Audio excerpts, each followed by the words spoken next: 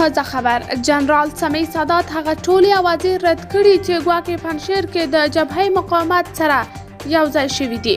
سمیع سادات نن د روژه ماتي وروسته یو ویډیویي پیغام خپور کړ.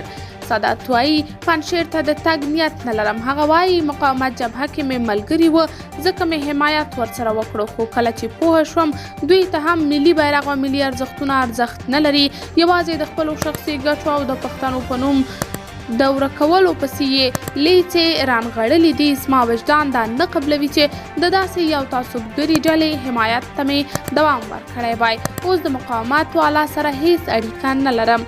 سادات زیاته کړه اسلامي امارت د ملي بیرغ او ملي ارزښتونو ته درناوی وکړي. ولسمشر اشرف غني دې راوغواړي زه او ټول پښتانه ځوانان په ډېرې لیوالتیا سره درځو او په ګډه وطن آبادولو کې کومک درسره کوو. سادات وایي هیڅکله به د پښتون پر وړاندې د لنډغرو سره یو ځای نشم.